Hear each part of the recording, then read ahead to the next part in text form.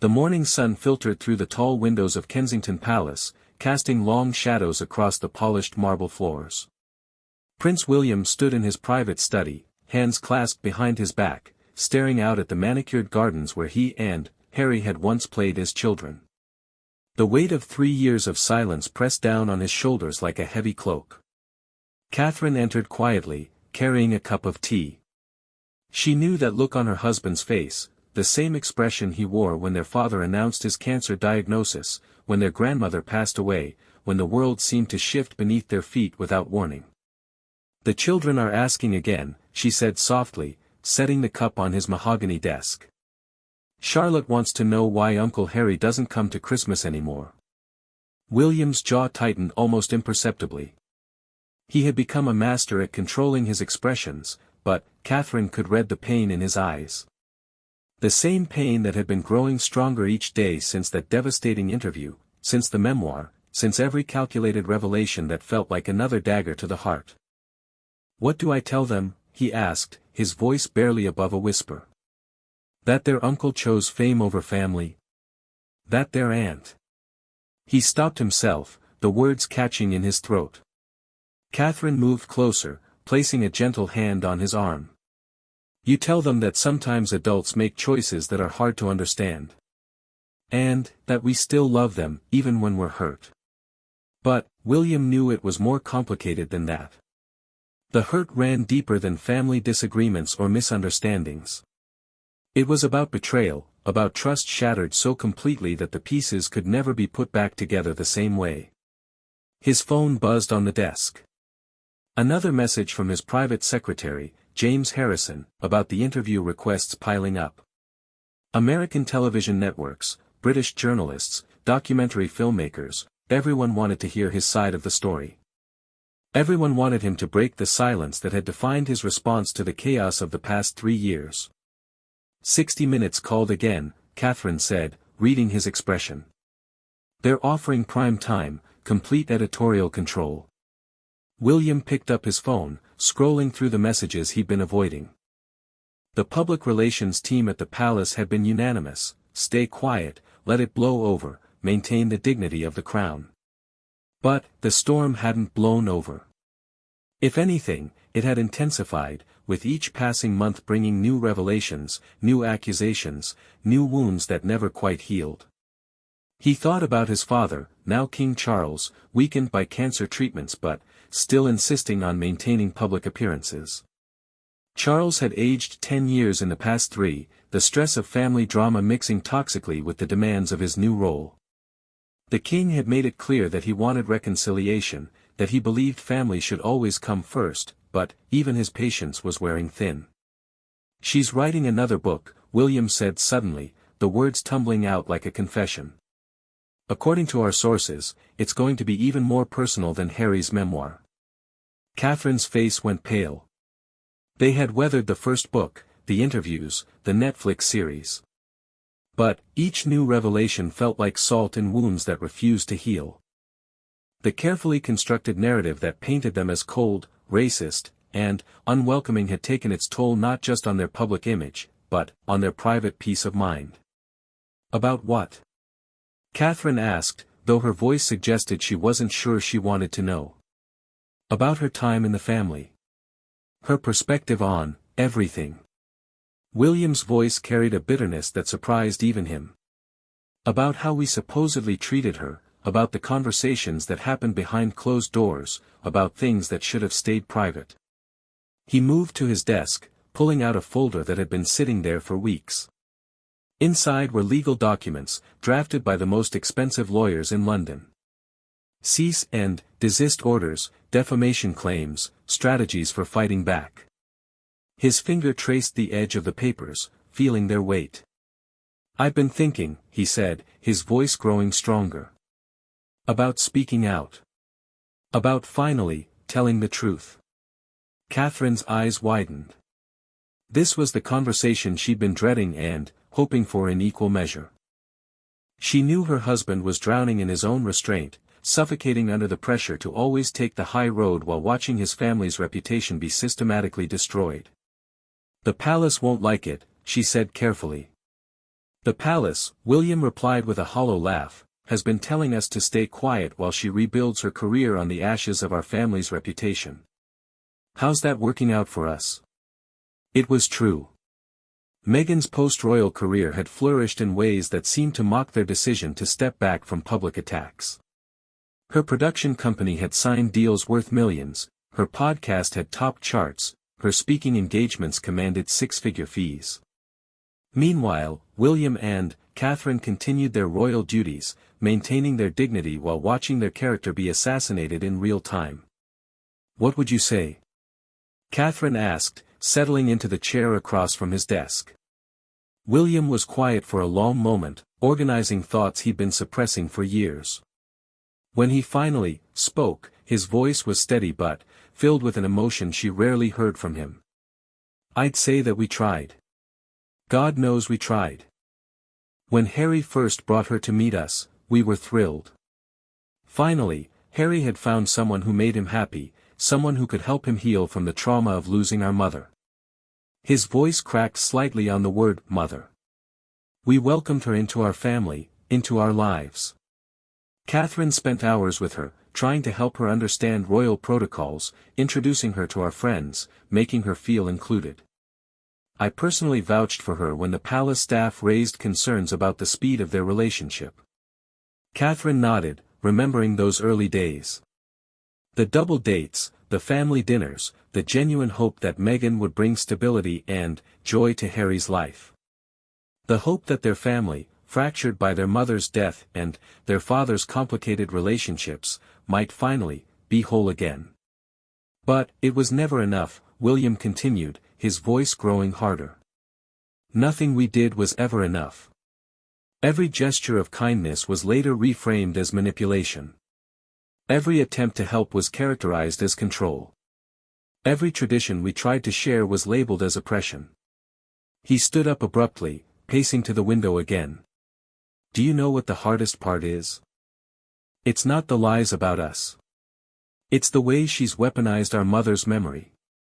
The way she's appropriated Diana's legacy to validate her own narrative. This was the deepest cut of all.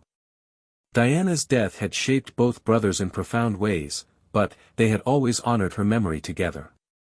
To watch Meghan invoke Diana's name in interviews, to suggest she was facing the same persecution, to imply that the royal family had learned nothing from the tragedy, it felt like a desecration of everything sacred. She never knew our mother, William said, his voice tight with controlled anger. But she speaks about her like they were best friends, like she understood her struggles in a way we couldn't. She's turned our grief into her brand. Catherine moved to stand beside him, their reflections merging in the window glass. What changed? She asked quietly. When did it all go wrong? William considered the question seriously. He'd replayed those months leading up to the wedding countless times, looking for the moment when things shifted, when hope turned to tension, when family became enemies. I think, he said slowly, it was when she realized that being royal wasn't about being famous. It was about service, about duty, about putting the institution before your personal desires. That's not what she signed up for. The wedding had been beautiful, a fairy tale that captivated the world. William had given a reading, had smiled genuinely as he watched his brother marry the woman he loved. But, even then, there had been signs. The demands for special treatment, the resistance to protocol, the subtle ways she positioned herself as the victim of every minor inconvenience. Remember the bridesmaid dress fitting? Catherine asked, and William's expression darkened. That had been one of the first real conflicts, though the public would never know the full truth. The media reports had suggested Catherine made Meghan cry, but the reality was more complex and more revealing. It wasn't about the dress, it was about power, about control, about Meghan's inability to accept that sometimes, in a royal family, you don't get to have everything exactly your way. She made you cry, William said flatly. 3 days before her wedding, she reduced my wife to tears over something that could have been solved with a simple alteration. But, somehow, in her version of events, she was the victim. This pattern would repeat itself over and over. Minor conflicts would be blown out of proportion, reasonable requests would be characterized as unreasonable demands, and every interaction would later be reframed to support the narrative of persecution that was already taking shape in Meghan's mind. I keep thinking about what our mother would have said, William continued. She always taught us that with privilege comes responsibility. That being royal means putting the greater good before your personal wants. Diana understood that, even when she struggled with it. He pulled out his phone, scrolling to a photo from Harry's wedding day. The four of them standing together, smiling, looking like the future of the monarchy. It seemed like a lifetime ago. Harry used to understand it too, he said sadly. He was so committed to his military service, to his charitable work.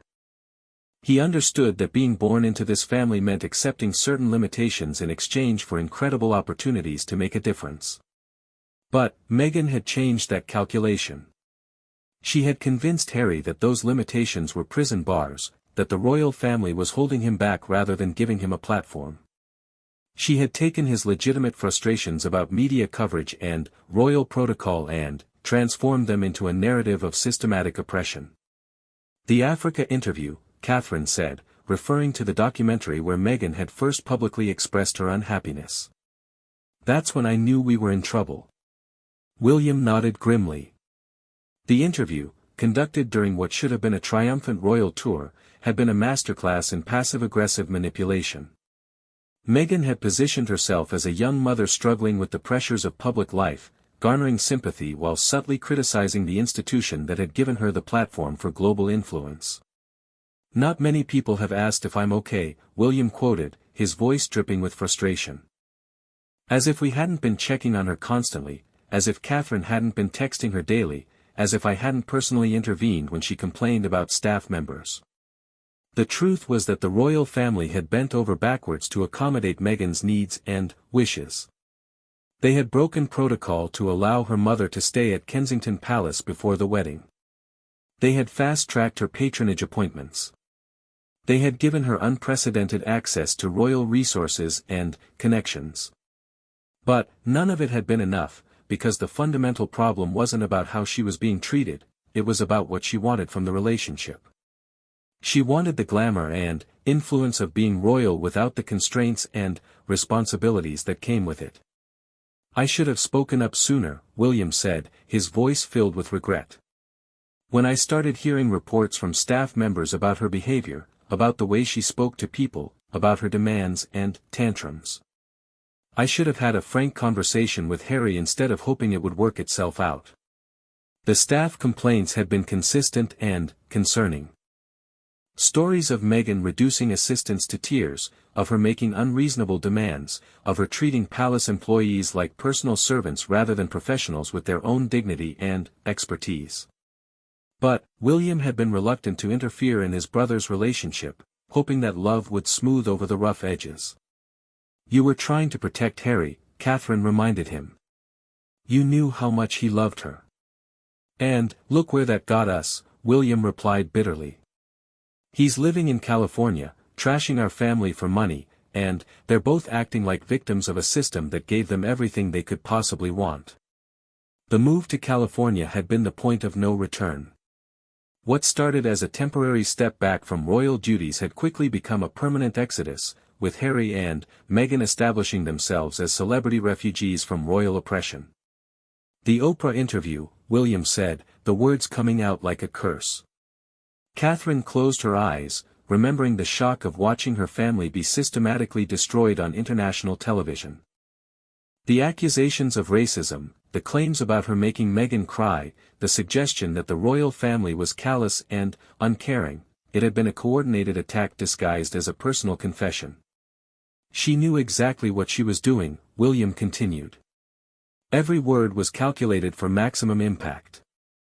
She turned our private family disputes into a public trial, with us unable to defend ourselves without looking petty or cruel. The worst part had been watching Harry sit silently while his wife dismantled the family that had raised him, protected him, and supported him through his darkest moments. The brother William had grown up with, the man who had stood by his side at their mother's funeral, had become a stranger willing to sacrifice family loyalty for public sympathy.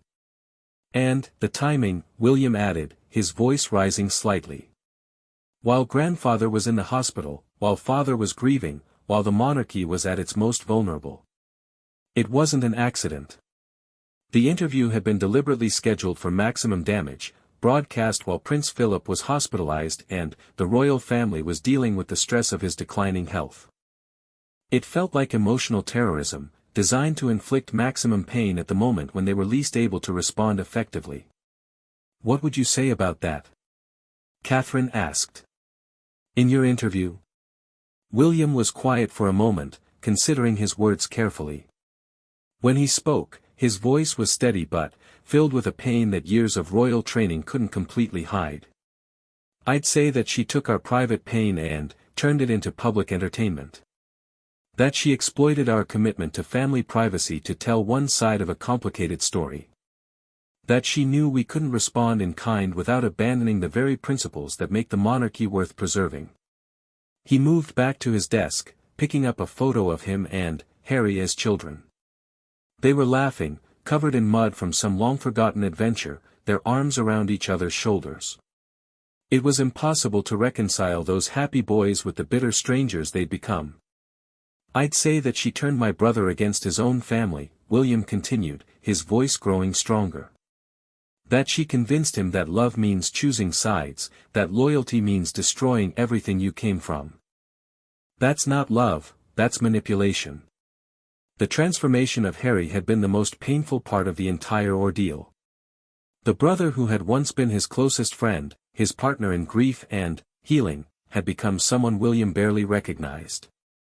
The man who spoke at conferences about mental health while systematically destroying the emotional well-being of his own family seemed like a stranger wearing Harry's face.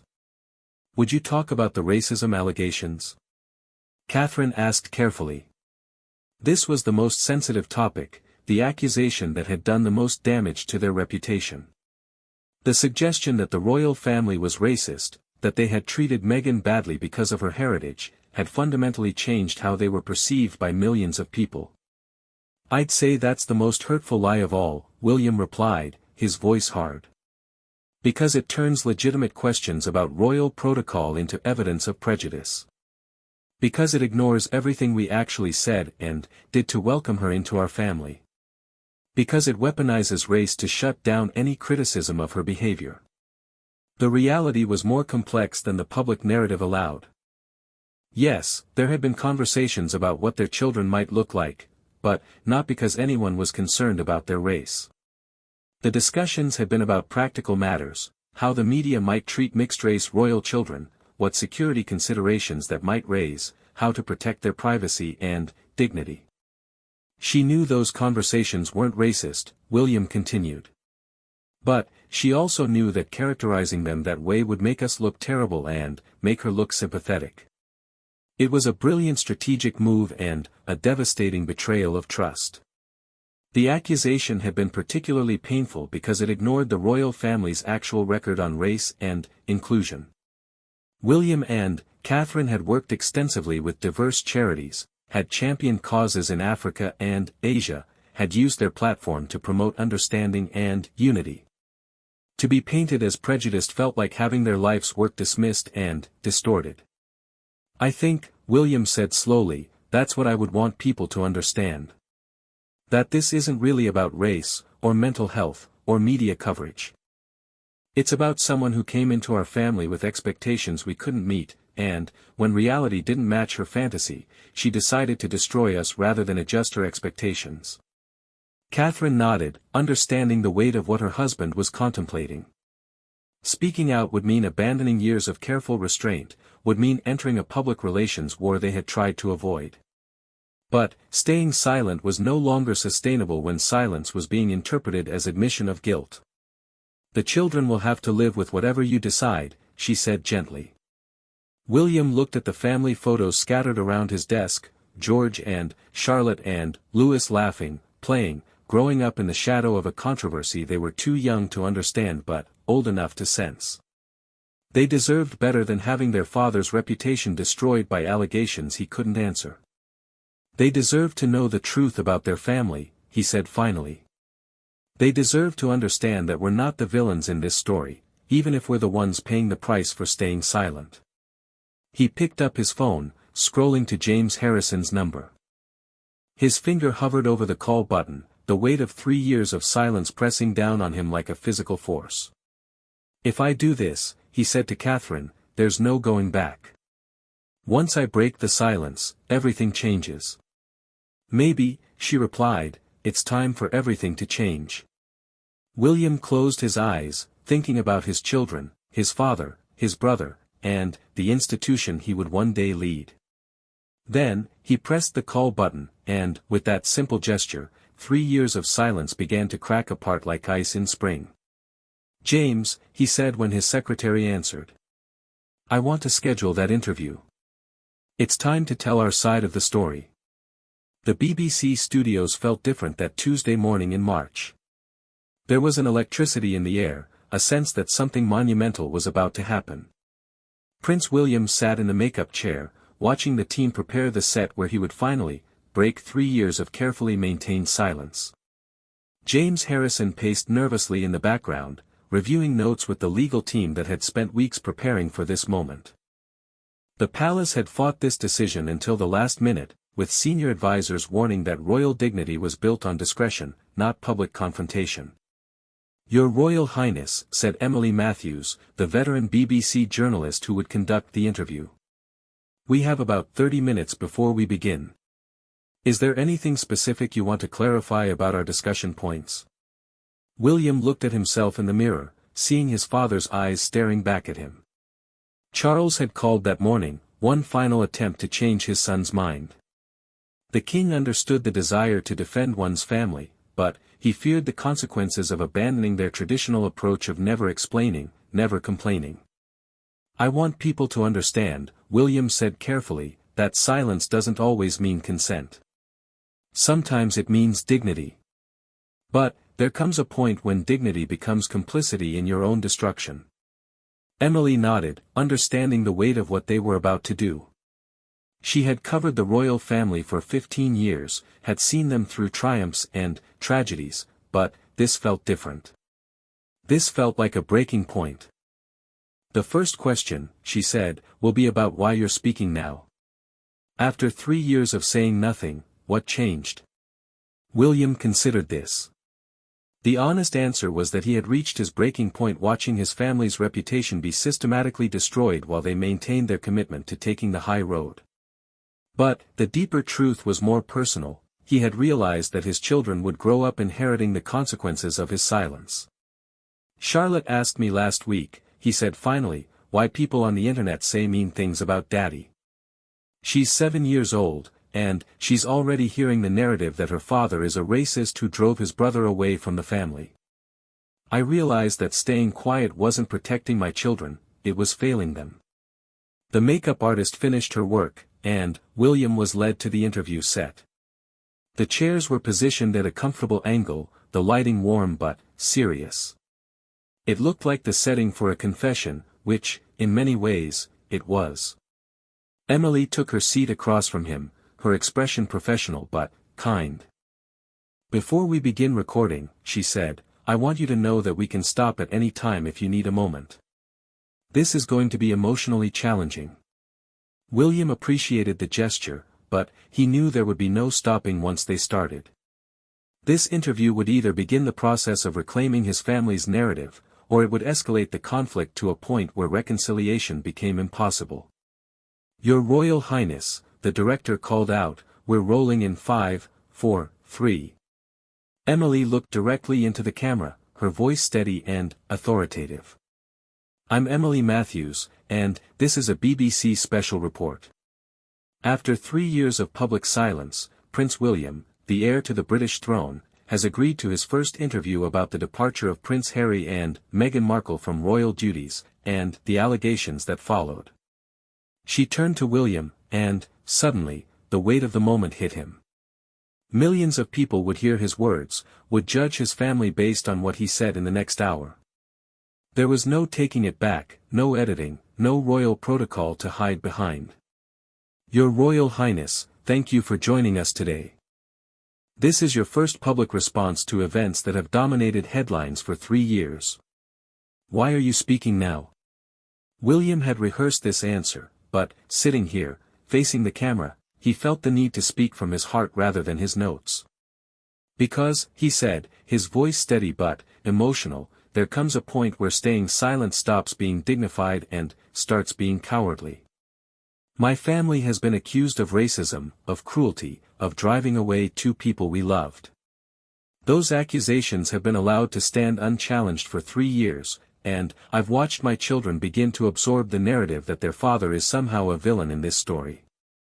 Emily leaned forward slightly. You say you loved Harry and Meghan. What went wrong? This was the heart of it, the question William had been asking himself for years. How had a family reunion become a public relations war? How had love turned to such bitterness? I think, William said, choosing his words carefully, that Meghan came into our family with certain expectations about what royal life would be like. And, when reality didn't match those expectations, rather than adjusting her perspective, she decided the family was at fault. What kind of expectations? She seemed to believe that being royal meant being famous, that it was about personal brand and celebrity rather than service and duty. She wanted the glamour without the constraints, the platform without the responsibility.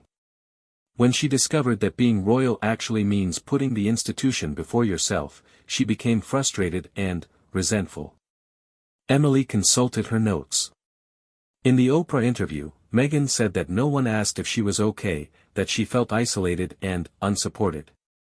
How do you respond to that? William's jaw tightened almost imperceptibly.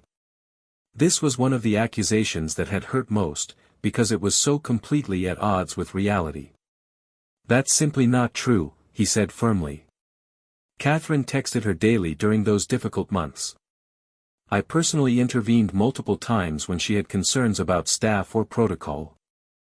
We invited her to family gatherings, tried to include her in our children's activities, bent over backwards to make her feel welcome and supported. Then, why would she say otherwise? Because, William said, his voice growing harder, the truth didn't fit the narrative she wanted to tell. If you're going to position yourself as a victim, you can't acknowledge the people who tried to help you, because that would complicate the story. Emily pressed further. She specifically mentioned feeling suicidal, saying she couldn't get help from the palace. That's a serious allegation about mental health support. William paused, clearly struggling with how to address such a sensitive topic. When he spoke, his voice was careful but firm. Mental health struggles are real and serious, and, if Meghan was experiencing those feelings, I wish she had felt comfortable coming to us directly. But, the idea that the palace doesn't provide support is false. We have extensive resources, counselors, therapists. Catherine and I have been open about our own mental health advocacy specifically because we understand how important it is. Why didn't she come to you directly? I think, William said slowly, because asking for help would have meant admitting that the problem might be internal rather than external. It was easier to blame the institution than to do the hard work of adapting to a very unique set of circumstances. Emily shifted to another sensitive topic. Let's talk about the racism allegations. Meghan described conversations about how dark their baby's skin might be. How do you respond to that characterization? This was the moment William had been dreading and preparing for. The racism allegations had done more damage to the royal family's reputation than anything else in recent history. That characterization is fundamentally dishonest, he said, his voice strong and clear. Were there conversations about what their children might look like? Of course. That's normal in any family when someone is having a baby. But, those conversations weren't about concern over skin color, they were about practical matters. What kind of practical matters? We live in a world where our children are photographed constantly, where their appearance and behavior are scrutinized by millions of people. When you're planning for a mixed-race child in that environment, you have to think about things like security, media coverage, how to protect their privacy and dignity. Those conversations weren't racist, they were protective. Emily pressed the point. But, couldn't you understand how those conversations might be interpreted differently by someone from Meghan's background? William considered this carefully. I could understand that interpretation if the conversations had been presented in good faith. But, they weren't. Meghan knew the context of those discussions, knew they weren't motivated by prejudice, but she also knew that characterizing them as racist would be devastating to our reputation and sympathetic to her cause. That's a serious accusation, that she deliberately misrepresented your family. It's not an accusation, William replied firmly. It's a fact. She took private family conversations and reframed them to support a narrative that she knew was false but that served her purposes. Emily moved to another topic. Let's talk about the bridesmaid dress incident. Meghan said you and Catherine made her cry. What actually happened? William's expression softened slightly, showing genuine sadness rather than anger. That incident tells you everything you need to know about how this relationship deteriorated. Catherine spent hours trying to help Meghan with the bridesmaid dresses, trying to make sure everything was perfect for the wedding. When there was a minor issue with one of the dresses, Catherine suggested a simple alteration. And, that made Meghan cry. No, William said firmly. Catherine's suggestion made Meghan angry. She became verbally abusive, reduced Catherine to tears, and turned what should have been a joyful moment into a traumatic experience 3 days before her wedding. But, in Meghan's version, she was the one who cried. Meghan has a remarkable ability to rewrite history to cast herself as the victim, William said, his voice carrying years of frustrated observation. She took an incident where she was clearly in the wrong and somehow transformed it into evidence of our cruelty. It's a pattern that repeated itself constantly. Emily consulted her notes again. Palace staff have been largely silent about their experiences with Meghan. Were there issues we don't know about? William hesitated, clearly uncomfortable with discussing staff matters publicly. But, he seemed to decide that the truth was more important than discretion. Multiple staff members came to me with concerns, he said finally. Stories of unreasonable demands, verbal abuse, treatment that was completely inappropriate. These were experienced professionals who had worked with the royal family for years, people who understood the pressures and complexities of royal life. What kind of treatment? Meghan seemed to view palace staff as personal servants rather than professionals with their own expertise and dignity. She would make demands that were impossible to fulfill, then become angry when she was told that certain things couldn't be done. She reduced assistants to tears on multiple occasions. Did you address this with Harry? I tried to, William said sadly. But, Harry was completely under her influence by that point. He couldn't or wouldn't see what was happening. When I raised concerns about staff complaints, he accused me of trying to sabotage his relationship. Emily leaned back slightly. It sounds like you're describing a pattern of manipulation. I am, William said without hesitation. Meghan is extremely skilled at identifying people's vulnerabilities and exploiting them. With Harry, she found someone who was still struggling with the trauma of losing our mother, someone who had always felt like an outsider in the royal system. She convinced him that his family was the source of his pain rather than the people trying to help him heal. That's a very serious allegation about your sister-in-law. It's also an accurate one, William replied. I watched my brother change completely under her influence. The Harry I grew up with, the man who understood duty and service, disappeared. In his place was someone who saw every royal tradition as oppression, every family gathering as an attack on his independence. Emily pressed further. Harry has said that he felt trapped by royal life, that he needed to escape for his mental health. Don't you think that's valid? William was quiet for a moment, clearly struggling with conflicting emotions about his brother.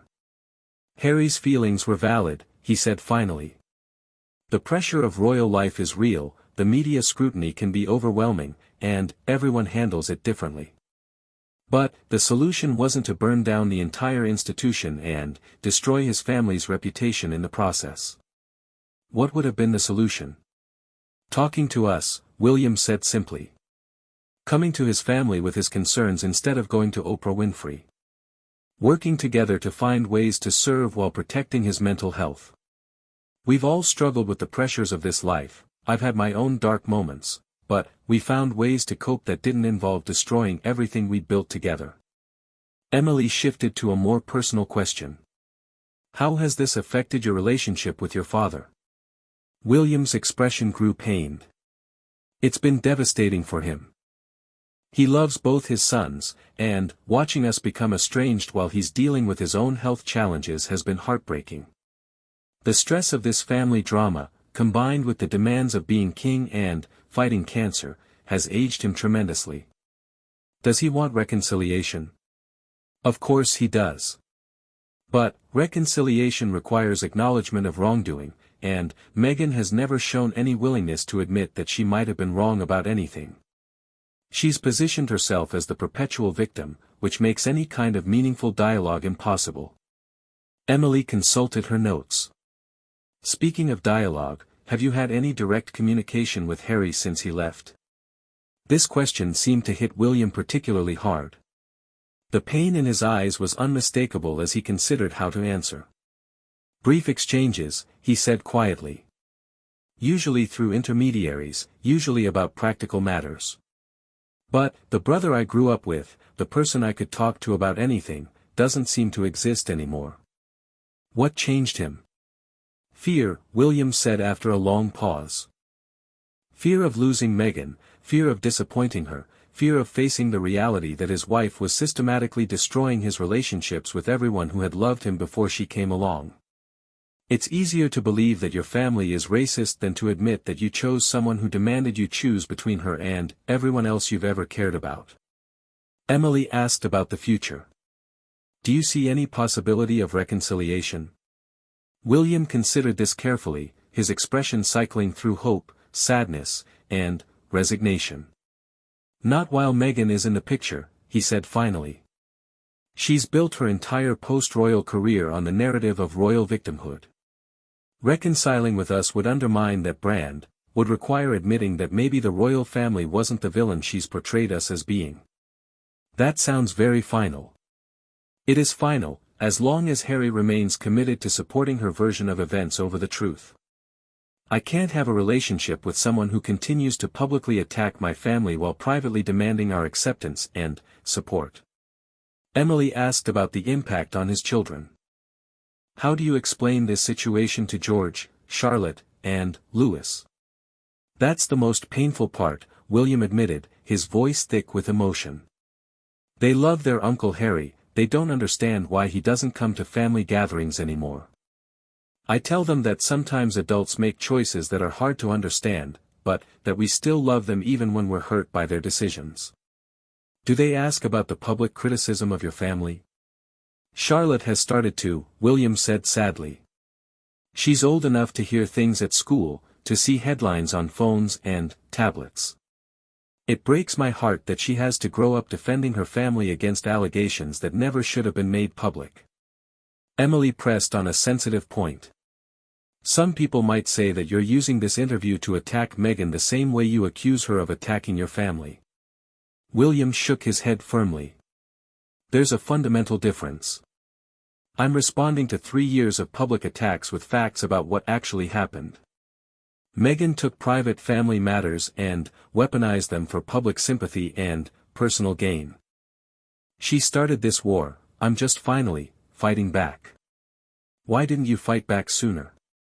Because I hoped that taking the high road would eventually be vindicated, that people would see through the manipulation and the contradictions.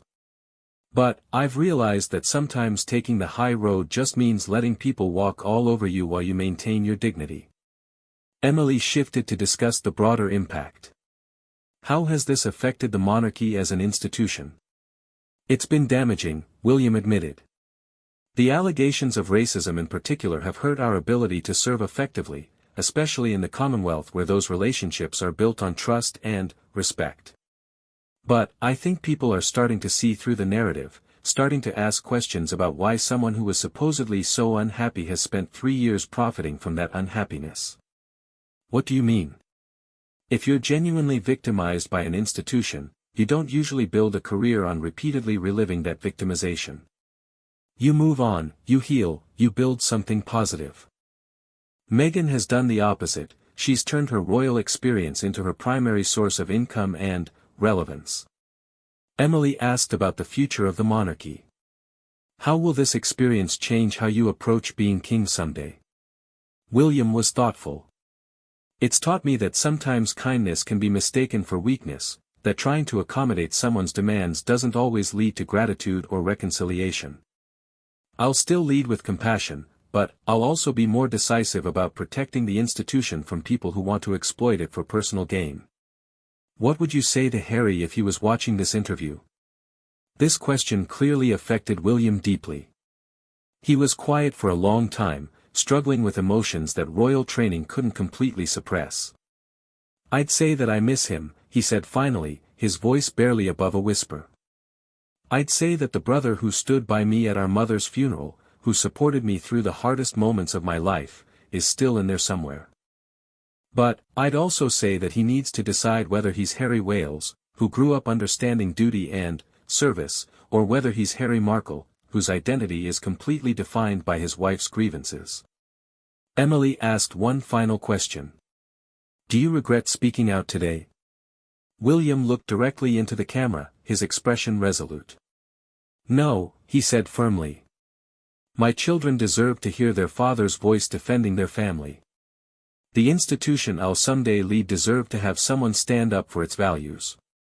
And, maybe, if we're very lucky, this will be the beginning of Harry remembering who he used to be before he became someone else's weapon against his own family. As the cameras stopped rolling, William felt something he hadn't experienced in 3 years, relief. The silence that had felt like dignity now felt like freedom. Whatever came next, at least the truth was finally out there, competing with the narrative that had dominated headlines for so long. But, as he left the studio that day, he knew that breaking his silence was just the beginning. The real battle for his family's reputation was about to begin, and nothing would ever be the same. The reaction was immediate and explosive. Within hours of the BBC interview airing, social media erupted into a battlefield of competing narratives. #Team William and #Team Meghan began trending worldwide, with millions of people taking sides in a royal family dispute that had now become a global spectacle. In Montecito, California, Meghan Markle sat in her pristine home office, watching clips of the interview on her laptop. Her perfectly manicured fingers gripped her coffee cup tightly as William's words echoed through her AirPods. For 3 years, she had controlled the narrative, had positioned herself as the victim of royal cruelty and racism. Now, suddenly, there was another voice in the conversation. This changes everything, she said to Harry, who was pacing anxiously behind her chair. He just declared war. Harry looked older than his years, worn down by 3 years of public controversy and private doubt.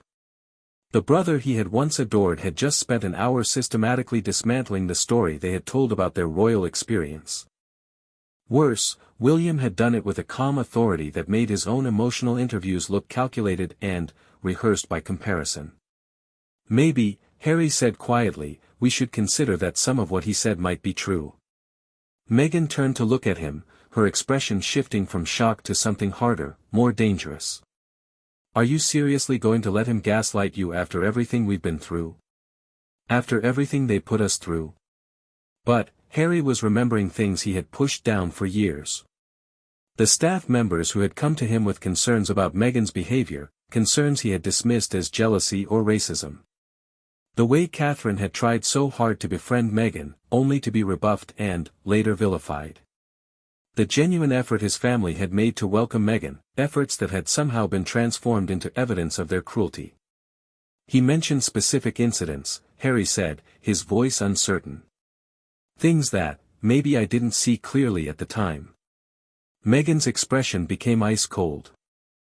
You mean things you're choosing to reinterpret now that your brother has given you permission to doubt me? This was the dynamic that had defined their relationship from the beginning, Meghan's ability to make Harry question his own perceptions, his own memories, his own family. She had a gift for emotional manipulation that was so subtle, so skillful, that even now Harry struggled to recognize it for what it was. "I just think," Harry said carefully, "that maybe there were misunderstandings on both sides." "Misunderstandings?" Meghan's voice rose sharply. "They questioned our baby's skin color, Harry. They refused to give him security. They made me cry and, then, lied about it. Those aren't misunderstandings, those are deliberate acts of cruelty." But, even as she said the words, Harry found himself remembering the actual conversations differently than they had been portrayed in interviews. The discussions about Archie's appearance had been about media strategy, not racial concerns. The security decisions had been based on protocol, not prejudice. And, the bridesmaid dress incident. Harry closed his eyes, remembering that day more clearly than he had in years. Catherine had been trying to help, had been kind and patient even as Meghan became increasingly frustrated with minor details. It was Meghan who had raised her voice, Meghan who had reduced Catherine to tears, Meghan who had somehow later transformed herself into the victim of that encounter. "We need to respond," Meghan said, already pulling out her phone. "We can't let this narrative stand unchallenged." She was already drafting tweets, calling her publicist, planning a counterstrike that would reclaim the moral high ground. But, Harry felt a weariness settling over him that had nothing to do with the California sunshine streaming through their windows. "What if," he said slowly, "we just didn't?" Meghan looked at him like he had suggested they burn down their house. "Excuse me? What if we just stayed quiet for once? What if we let William have his say without turning it into another public battle?" "Because staying quiet means letting him destroy everything we've built," Meghan replied sharply. "Our brand, our credibility, our entire narrative depends on people believing our version of events. If we let him reframe the story, we lose everything." And, there it was, the truth that Harry had been avoiding for 3 years. It had never been about justice or healing or protecting their family. It had always been about building a brand, about creating a narrative that could be monetized and leveraged for influence and sympathy. Meanwhile, in London, the palace was in crisis mode. King Charles had been watching the interview from his private quarters, his face growing paler with each revelation his son made. The constitutional implications were staggering. The heir to the throne had just publicly declared war on a portion of his own family. "Your Majesty," his private secretary said carefully, "we need to decide how to respond to this." Charles looked older than his 75 years, the weight of family dysfunction combining toxically with his ongoing health battles. "What can we say? William has chosen to air our dirty laundry in public. The dignity of the crown has been compromised from within." But, even as he said it, Charles found himself feeling a reluctant admiration for his eldest son's courage. For 3 years, the king had watched his family's reputation be systematically destroyed while maintaining the traditional royal approach of never explaining, never complaining. Perhaps it was time to try a different strategy. "Schedule a meeting with William," he said finally. "And, contact the Commonwealth leadership. They need to hear from me directly about these allegations." The international reaction was swift and polarizing. In Australia, where Republican sentiment had been growing, polls showed a significant shift in public opinion as people grappled with William's revelations. The racism allegations had been particularly damaging to the monarchy's standing in diverse Commonwealth nations, but William's detailed refutation was beginning to change the conversation. "He sounded credible," observed political commentator Sarah Jenkins on Australian television. "More importantly, he provided specific details and context that have been missing from this story. We've been hearing one side for 3 years, it's about time we heard the other." In Canada, Prime Minister's office issued a carefully worded statement about the importance of hearing all perspectives before making judgments. The subtext was clear: the Canadian government, which had been distancing itself from the monarchy following the racism allegations, was now taking a more cautious approach. But, it was the reaction from palace staff, former and current, that proved most damaging to Harry and Meghan's narrative. Within 48 hours of William's interview, several former employees began speaking privately to journalists, providing off-the-record confirmation of the behavior patterns William had described. One former assistant, speaking on condition of anonymity, told The Times, working with the Duke and Duchess of Cambridge was always professional and respectful. Working with the Duke and Duchess of Sussex was challenging. The demands were often impossible, the deadlines unrealistic, and the communication style was frankly abusive. Another former palace employee described a pattern of behavior that painted Meghan in a very different light than her public image suggested. She would demand that protocols be changed to suit her preferences, and, when she was told that certain things couldn't be modified, she would accuse staff of trying to sabotage her. It was exhausting and emotionally draining. These revelations began to shift public perception in ways that formal palace denials never could. Real people, with real experiences, were quietly confirming William's account of events. The perfect victim narrative that Meghan had crafted was beginning to show cracks. In California, Meghan was working around the clock to control the damage. Her publicist was pushing stories about William's desperate attempt to rehabilitate his image and his shocking attack on a woman of color. But the stories weren't landing the way they had in the past. The public was beginning to ask questions about the contradictions in her narrative. Why, asked one viral Twitter thread, would someone who was so traumatized by royal life spend 3 years giving interviews about that trauma? If you're truly a victim, don't you usually want to move on and heal rather than repeatedly reliving your pain for public consumption? The questions were multiplying faster than Meghan's team could answer them. People were re-examining old interviews with fresh eyes, noticing the careful word choices and strategic omissions that had shaped the narrative. The Oprah interview, once seen as a brave confession, was now being dissected as a masterclass in emotional manipulation. Harry found himself caught in the middle of a war he no longer wanted to fight. His phone buzzed constantly with messages from old friends in London, people he hadn't spoken to in years, expressing concern and offering support if he wanted to come home. The life he had built in California suddenly felt hollow and performance-based compared to the genuine relationships he had abandoned. "We're losing the narrative," Meghan said during one of their many strategy sessions with her publicity team. "We need to do something dramatic to reclaim the initiative." "Like what?"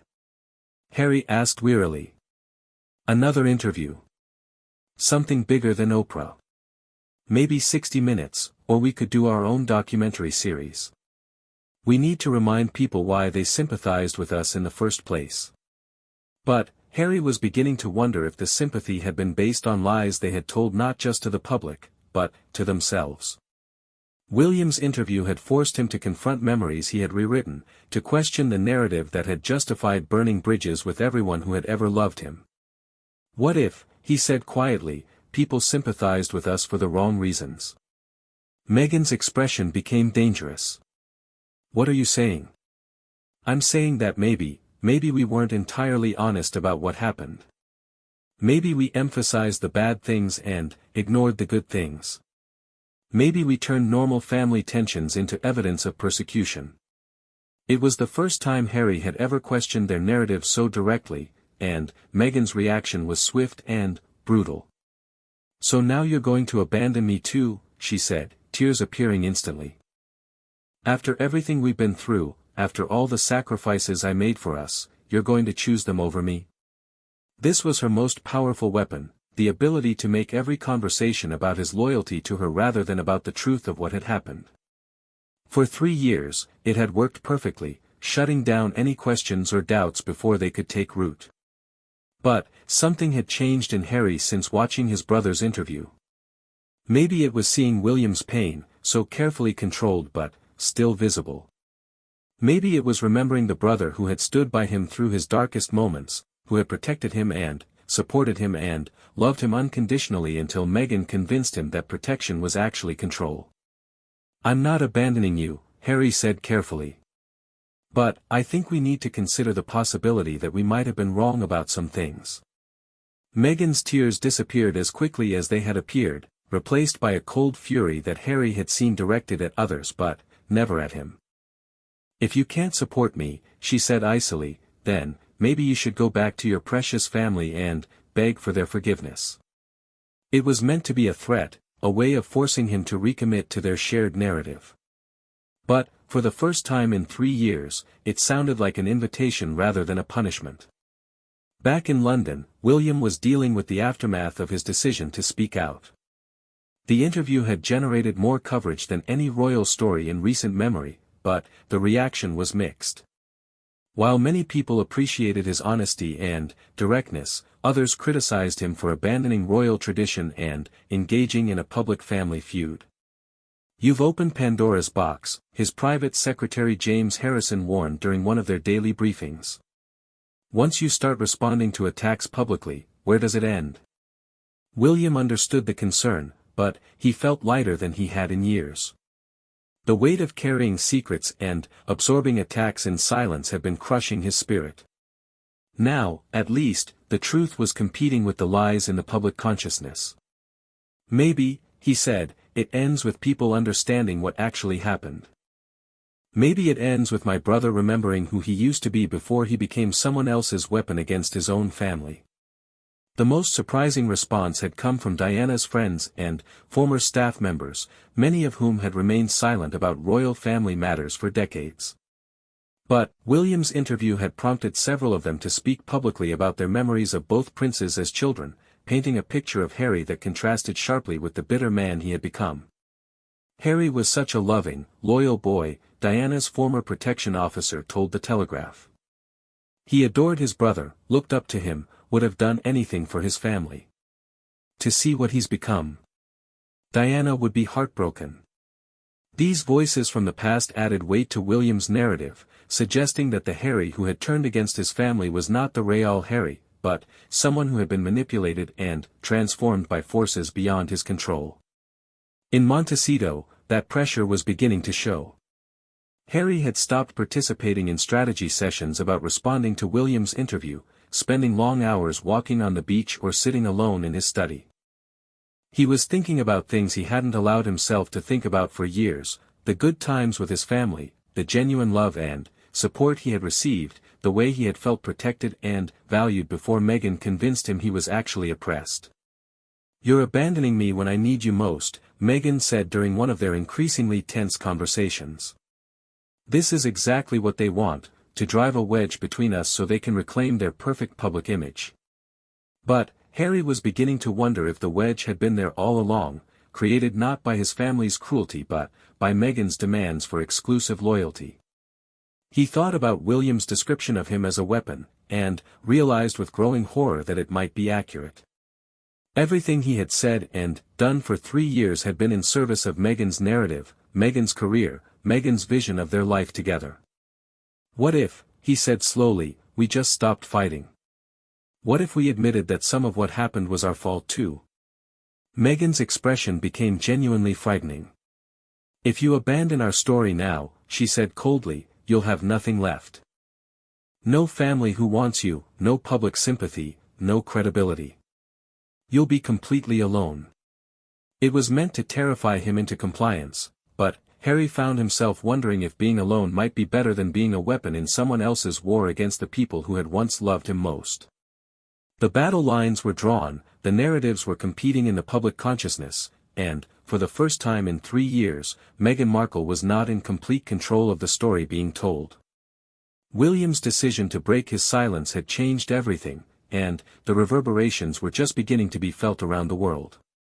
In palaces and living rooms, in parliament buildings and coffee shops, people were asking questions that hadn't been asked before. And, in a mansion in Montecito, a prince was beginning to remember who he used to be before he became someone he no longer recognized. 3 weeks after William's interview aired, everything came to a head in ways no one could have predicted. The carefully constructed world that Meghan had built around her victimhood narrative was collapsing piece by piece, and, with it, the last vestiges of Harry's loyalty to the story they had told together.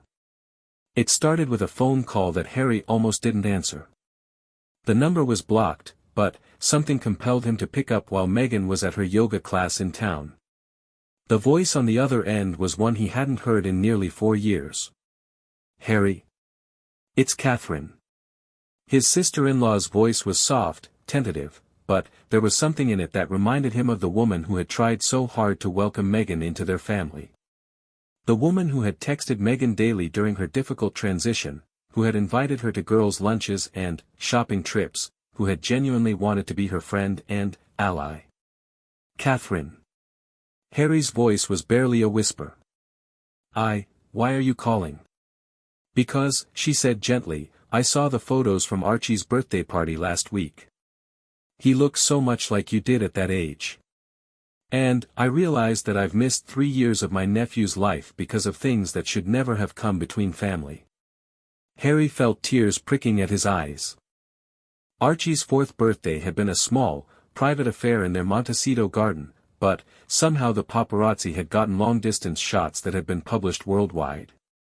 His son laughing, running, playing, looking healthy and happy but growing up an ocean away from his royal cousins. He asks about his cousins, Harry admitted. About George and Charlotte and Louis. I don't know what to tell him. Tell him they ask about him too, Catherine said softly. Tell him that we love him, even if we haven't been able to show it. There was a long pause, filled with years of hurt and misunderstanding and manipulation that had driven them apart. Catherine, Harry said finally, William's interview, some of what he said was true, she finished gently. I know it's hard to hear, Harry. But, we've never lied to you. Even when the truth was painful, even when it made us look bad, we've always been honest with you. Harry closed his eyes, remembering 1,000 small moments that Meghan had reinterpreted for him over the years. Catherine's attempts at friendship that had been labeled as condescension. William's protective instincts that had been characterized as control. His father's efforts to include Meghan that had been dismissed as manipulation. I don't know what's real anymore, Harry whispered. Your family's love is real, Catherine said firmly. It's always been real. And, if you can remember that, if you can find your way back to that truth, we'll be here waiting for you. After the call ended, Harry sat in his study for hours, staring at family photos he hadn't looked at in years. Pictures from before Meghan, when he and William were still best friends, when family gatherings were joyful rather than strategic, when he felt secure in his place in the world. When Meghan returned from yoga, she found him in tears. What's wrong? She asked, but her voice carried suspicion rather than concern. Catherine called, Harry said, not bothering to lie. Meghan's expression immediately hardened. And, you talked to her? After everything they've done to us? What if, Harry said slowly, they didn't actually do anything to us? What if we did things to them? It was the question that had been building in his mind for weeks, ever since William's interview had forced him to confront memories he had suppressed or rewritten. The question that challenged the entire foundation of their life together. How can you say that? Meghan's voice was rising. After all the racism, all the cruelty, all the ways they tried to destroy me. But, did they? Harry asked, standing up to face her. Really? Or did we take normal family dynamics and turn them into evidence of persecution because it was easier than admitting that royal life was just difficult, not malicious? Meghan stared at him like she was seeing a stranger. They've gotten to you, she said coldly. Just like William said they would. He's manipulated you into doubting your own experiences, into betraying me for their approval. But, Harry was remembering his actual experiences now, not the versions Meghan had helped him construct. He was remembering how hard his family had tried to make Meghan feel welcome, how many accommodations they had made, how many traditions they had bent to suit her preferences. You made me choose, he said quietly. From the very beginning, you made me choose between you and them. Every time they tried to include you, you found reasons to be offended. Every time they tried to help, you interpreted it as attack. Meghan's expression became dangerous. So now I'm the villain. After everything I've sacrificed for you, after giving up my career and my independence to marry into your family, you're going to blame me for their racism and cruelty? There was no racism. Harry exploded, the words bursting out of him with years of suppressed recognition. The conversations about Archie's appearance were about protecting him from media scrutiny, not about prejudice. The security decisions were based on protocol, not discrimination. You knew that, but you twisted it into something it wasn't because it served your narrative. Meghan stepped backward, shocked by his outburst. For 3 years, she had been able to shut down any questioning of their story by invoking racism or mental health or his loyalty to her. But, something had broken in Harry, some spell that had held him captive to her version of events. "You're having a breakdown," she said, switching tactics. "The stress of the interview, of the public attention, it's making you paranoid and confused. We should call your therapist." But, Harry could see the manipulation now, could recognize the way she was trying to gaslight him into doubting his own perceptions.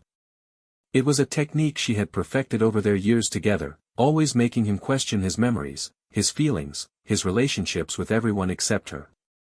"The bridesmaid dress fitting," he said suddenly. "You made Catherine cry, didn't you? You screamed at her 3 days before our wedding, and, then, somehow you became the victim in that story."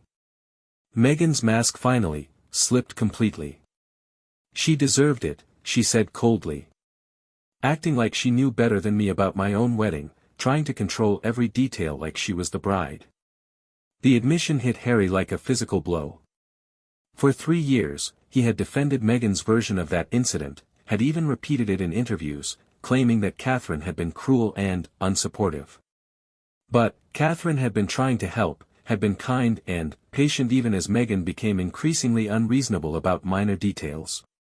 "You lied," he said, his voice filled with wonder at his own blindness. "About that, about the racism, about how they treated you. You lied about everything."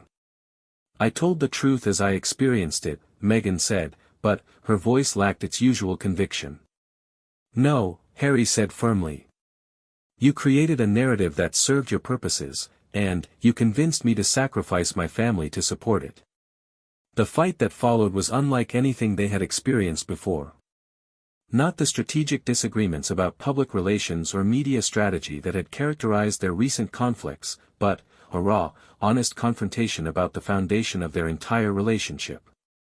"You turned me into a weapon against people who loved me," Harry said, his voice breaking. "You took every insecurity I had about my place in the family and weaponized it. You convinced me that their love was actually control, that their protection was actually oppression. I freed you from a toxic system that was crushing your spirit," Meghan shot back. "I gave you the courage to live authentically instead of playing a role you hated." "I didn't hate it," Harry exploded. "I loved my life, I loved my family, I loved my role in the monarchy. You convinced me to hate it because you couldn't accept the constraints that came with the privileges." It was the truth he had been avoiding for 3 years, the recognition that his pre-Meghan life, while complicated and, sometimes frustrating, had been fundamentally fulfilling. He had found purpose in his military service, joy in his charitable work, and deep satisfaction in his role as the spare who supported his brother and the institution they would one day lead together. "You wanted to be famous," Harry continued, his voice growing stronger as the truth poured out of him. "You wanted the glamour without the responsibility, the platform without the constraints.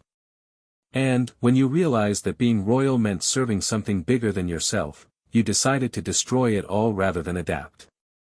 Meghan was crying now, but they looked like tears of rage rather than sadness. "So you're just going to throw away our marriage? Our family? Everything we've built together? What have we built?" Harry asked sadly. "A brand based on victimhood? A career built on attacking the institution that gave us everything? A life where we can only maintain relevance by repeatedly reliving trauma, real or imagined?" The question hung in the air between them, highlighting the hollowness of their post-royal existence. Their podcast had been cancelled, their Netflix deal was in jeopardy, and their charitable foundation had struggled to find its footing. Without the royal family to position themselves against, they were rapidly becoming irrelevant. "I want to go home," Harry said quietly. "This is your home," Meghan replied desperately. "I'm your home. Archie and Lilibet are your home. I want my children to know their grandfather before cancer takes him, Harry continued as if she hadn't spoken.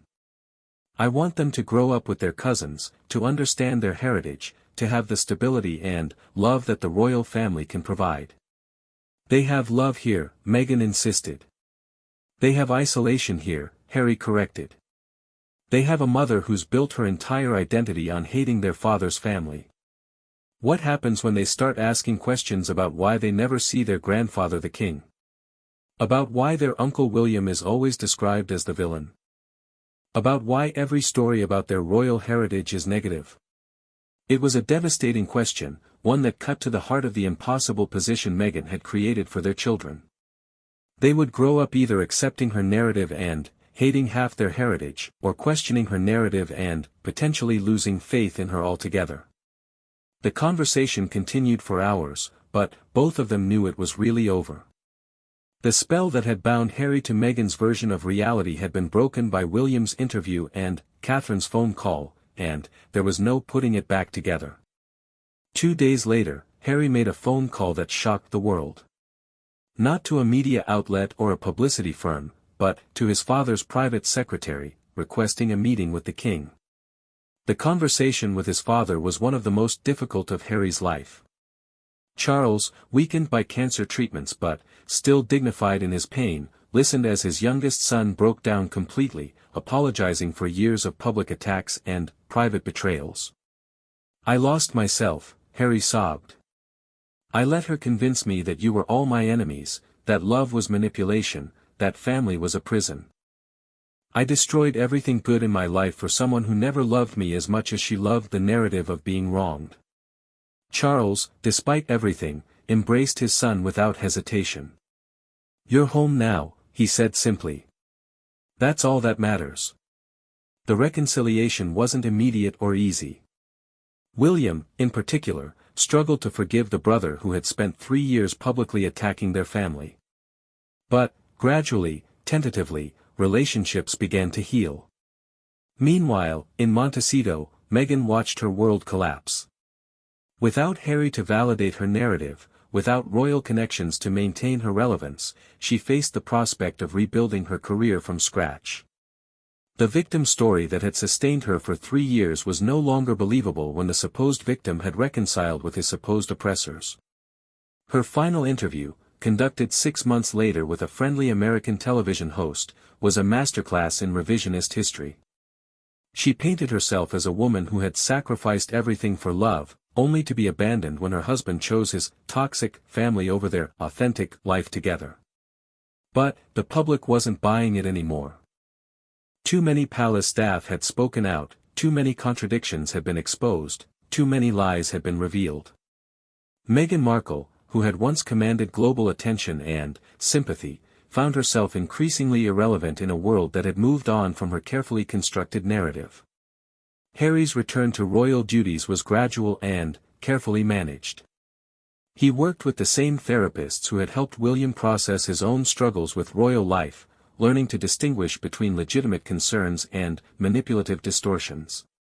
He began rebuilding relationships not just with his family, but with himself, remembering who he had been before he became someone else's weapon. The custody arrangements for Archie and Lilibet were worked out privately, with both children spending significant time in both countries. They would grow up understanding both sides of their heritage, both the privileges and responsibilities of royal life, and the cautionary tale of what happens when personal grievances are allowed to destroy family bonds. William's decision to break his silence had indeed changed everything, but not in the way anyone had expected. It had started a chain reaction that led not to escalated conflict, but to long overdue honesty. The truth, when finally told, had been more powerful than any carefully crafted narrative. On a quiet Sunday afternoon 2 years later, Prince William and Prince Harry stood together in the gardens of Kensington Palace, watching their children play together as cousins should. The scars were still there, the trust was still rebuilding, but the love that had always existed between them was slowly healing the wounds that manipulation and lies had created. "Do you think," Harry asked quietly, "that she ever loved me? Or was it always about what I represented?" William considered the question carefully. I think, he said finally, that she loved the idea of you. The prince, the platform, the possibility of becoming the most famous woman in the world. But, the real you, the brother I grew up with, the man who understood duty and, service and, family, I don't think she ever saw him clearly enough to love him. Harry nodded sadly, understanding finally, that some relationships are built on genuine connection while others are constructed for mutual exploitation. He had confused being needed with being loved, had mistaken manipulation for passion. I'm sorry, he said to his brother, not for the first time but, with a depth of understanding that hadn't been there before. I know, William replied, putting a hand on his shoulder. And, you're home now. That's what matters. The royal family had survived its greatest internal crisis in decades, not through silence and dignity, but through the courage to speak truth even when it was painful. William's decision to break his silence had ultimately saved not just the monarchy's reputation, but his brother's soul. In the distance, King Charles watched his sons with tears in his eyes, grateful that he had lived to see his family whole again. The cancer that had been eating away at his body had been matched by a different kind of sickness that had been consuming his family's heart. But, both were healing now, slowly and, carefully, with the understanding that some wounds require sunlight to properly mend. The story that had begun with lies and manipulation ended with truth and reconciliation, proving that even the most carefully constructed narratives eventually crumble when confronted with simple honesty. And, in the end, love, real love, not the possessive imitation that had masqueraded as devotion, proved stronger than all the forces that had tried to destroy it.